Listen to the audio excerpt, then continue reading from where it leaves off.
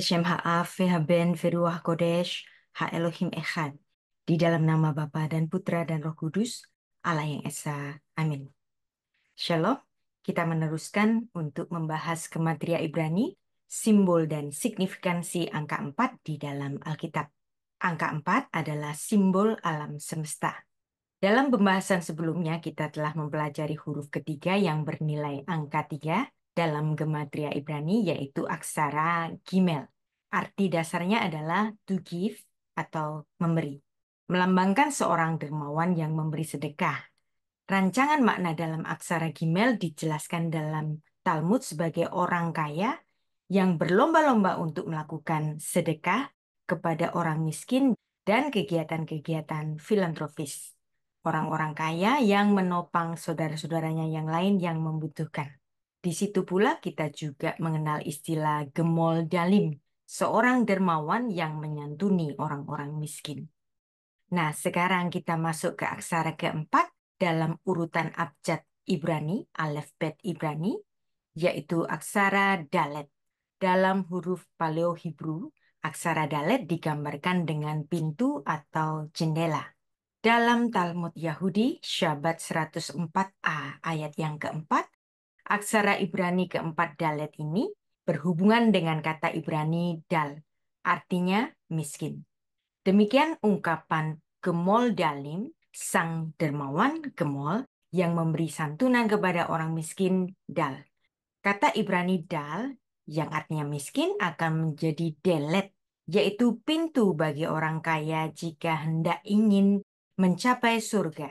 Demikian tradisi lisan orang Yahudi dalam menerapkan kewajiban orang yang berpunya untuk melakukan sedekah, yaitu melakukan kewajiban amal atau charity.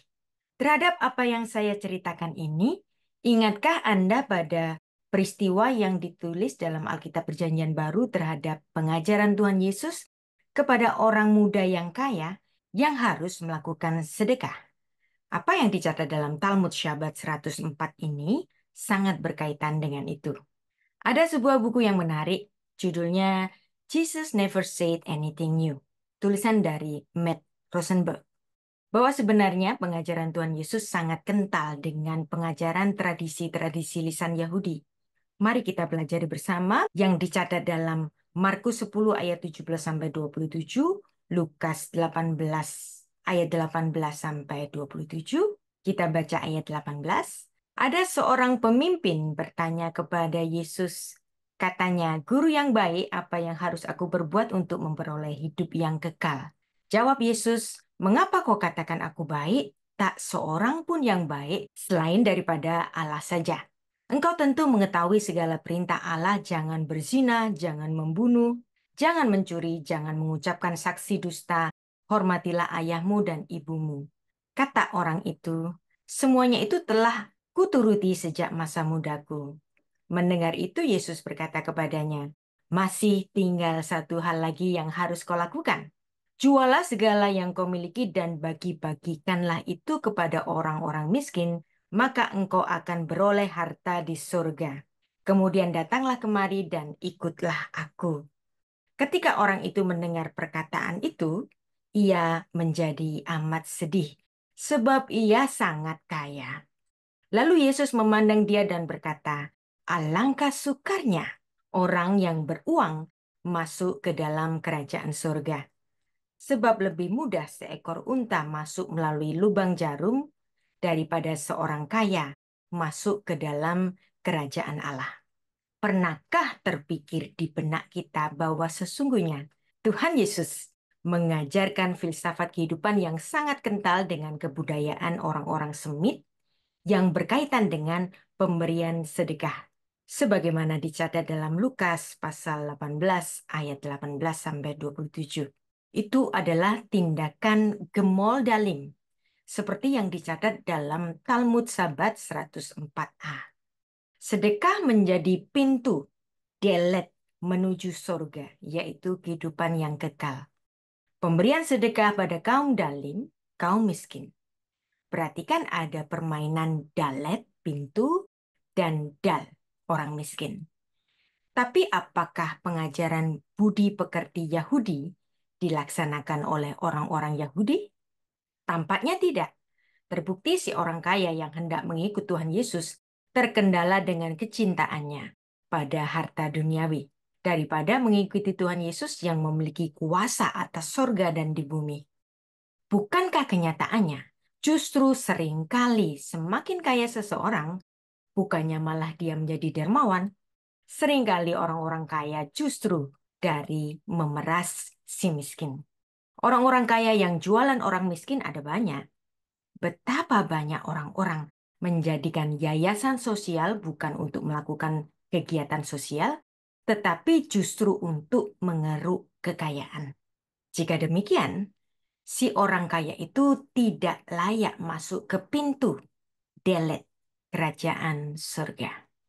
Simbolisme dari angka 4, bahasa Ibrania, arba, berdasarkan perenungan akan segi 4 yang ada di alam semesta, yang termasuk di dalamnya langit dan bumi. Angka 4 adalah angka bumi, simbol ciptaan dan simbol dunia. Kita juga mengenal 4 musim, dan 4 mata angin, dan 4 penjuru bumi. Kita baca satu ayat, 1 Tawarik 9 ayat 24.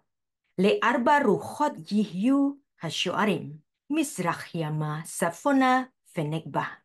Ke arah 4 mata angin ditempatkan penunggu-penunggu pintu gerbang itu, yakni ke arah timur, barat, utara, dan selatan. Kita baca Ayub 37 ayat 3. Tahat kol hasyamayim, yishrehu veoro al-kanfot haaretz. Ia melepaskannya ke seluruh kolong langit dan juga kilat petirnya ke ujung-ujung bumi. Angka 4 bagi kalangan Yahudi merupakan simbol langit sebagai tahta Allah. Ruang Maha Kudus dibentuk seperti kubus, sama keempat rusuknya. Ruang kudus adalah kubus ganda yang panjang. Semua peralatan di kemah suci kecuali kandil, yaitu kegidian, adalah segi 4. Menurut Yehezkiel 1 ayat 26-28, angka 4 merupakan simbol pernyataan ilahi. Sedangkan menurut pandangan Philo dalam De Opificio Mundi, angka 4 adalah angka keselarasan yang sempurna. 4 adalah bilangan sisi persegi 4 dan adalah pertanda penyelesaian dalam Alkitab. Nama yang kudus terdiri dari 4 huruf dalam bahasa Ibrani, yaitu Yod, He, Vav, He, yang diucapkan secara tradisi Adonai. Kitab Kejadian menulis identifikasi letak Taman Eden, yaitu ditandainya 4 sungai-sungai. Nama keempat sungai itu adalah yang pertama Pishon, yang kedua Gihon, yang ketiga Hiddekel, yang keempat Ferat. Pishon dan Gihon sudah tidak ada lagi, kemungkinan terhapus ketika ada bencana air bah pada zaman Nuh. Sehingga yang tersisa adalah Hiddekel yang lebih dikenal dengan nama Tigris. Dan satu lagi adalah Sungai Ferat atau Sungai Efrat. Sungai-sungai yang menjadi pertanda letak dari Taman Eden ditulis dalam Kejadian 2 ayat 11. Shem ha'echad Pishon hu hatsofef et kol eretz havilah asher sham hasahaf. Yang pertama namanya Pishon, yakni yang mengalir mengelilingi seluruh tanah Hawilah, tempat emas ada. Ayat 13. Veshem hanahar hasheni Gihon hu hasofef et kol eretz kush. Nama sungai yang kedua adalah Gihon, yakni yang mengalir mengelilingi seluruh tanah Kus. Ayat 14. Veshem hanahar hashlishi Hiddekel hu haholek kitmat Asyur. Vehanahar harevi'i hu Ferat. Nama sungai yang ketiga ialah Tigris, yaitu Hiddekel, yakni yang mengalir di sebelah timur Asyur, dan sungai yang keempat ialah Efrat. Dan ada 4 penjuru bumi atau 4 penjuru langit. Bahasa Ibraninya Arba Ketsot, yaitu dari mana 4 mata angin, yaitu Arba Ruhot, berhembus. Kita baca ayatnya, Yeremia 49 ayat 36. Vehefeti el eilam arba ruhot me arba ketsot hashamayim feseritim lechol haruhot haele velo yihye hagovi asher lo yavov sham nitkei eilam. Aku akan mendatangkan atas Elam keempat angin dari keempat penjuru langit dan akan menyerahkan mereka ke segala mata angin ini sehingga tidak ada bangsa yang tidak kedatangan orang-orang yang berserakan dari Elam. Angka 4 merujuk kepada dari mana bangsa Israel diturunkan, yaitu dari keempat ibu-ibu leluhur mereka, yaitu Sarah, Ribka, Lea, dan Rachel. Ada sebuah puisi anak-anak.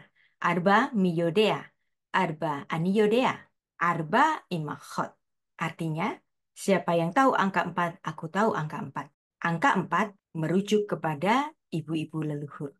Dalam penglihatan mengenai kemuliaan Allah, Yehezkiel melihat ada 4 makhluk hidup dalam Yehezkiel pasal 1.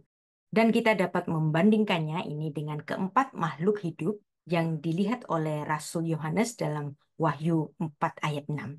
Sejarah kerajaan-kerajaan dunia dimulai dari kerajaan Babel yang direntang oleh 4 kerajaan. Sebagaimana ditulis dalam Daniel 2 ayat 7. 4 adalah bilangan penting dalam lambang nubuat dalam kesusastraan Wahyu. Misalnya ada 4 tukang besi, Zakaria 1 ayat 18-21. Ada 4 kereta, Zakaria 6 ayat 1-8. Ada 4 tanduk dari mesbah emas, Wahyu 9 ayat 13. Ada 4 makhluk pembunuh dalam Wahyu 9 ayat 14. Sebagai tambahan ada 4 Injil. Matius, Markus, Lukas, Yohanes. Dan pada waktu Injil itu disebarluaskan kepada non-Yahudi, Petrus melihat dalam penglihatan suatu benda berbentuk kain lebar yang bergantung pada keempat sudutnya diturunkan. Dicatat dalam Kisah Para Rasul 10 ayat 1-48. Dan bukan kebetulan, jika Matius memulai Injilnya dengan informasi silsilah Yesus Kristus. Matius juga mengambil angka 4 untuk menyusun para perempuan yang menjadi ibu-ibu leluhur bagi Sang Mesias ini. Dan mereka adalah orang-orang asing, orang-orang yang dalam latar belakang kafir, orang-orang yang dalam latar belakang berdosa, dan Allah yang inkarnasi ini tetap rela hadir dari garis keturunan dari keempat perempuan-perempuan asing ini. Dicatat dalam Matius 1 ayat 1-16. Inilah silsilah Yesus Kristus, anak Daud, anak Abraham. Abraham memperanakkan Ishak, Ishak memperanakkan Yakub, Yakub memperanakkan Yehuda dan saudara-saudaranya. Yehuda memperanakkan Peres dan Zera dari Tamar. Perhatikan, Tamar orang Kanaan. Peres memperanakkan Hezron, Hezron memperanakkan Ram, Ram memperanakkan Aminadab, Aminadab memperanakkan Nahason, Nahason memperanakkan Salmon. Salmon memperanakkan Boas dari Rahab, Rahab juga orang Kanaan. Boas memperanakkan Obed dari Rut, dan Rut ini orang Moab. Obed memperanakkan Isai, Isai memperanakkan Raja Daud memperanakkan Salomo dari istri Uriah, yaitu Batsheba yang menjadi orang Het karena pernikahannya dengan Uriah orang Het.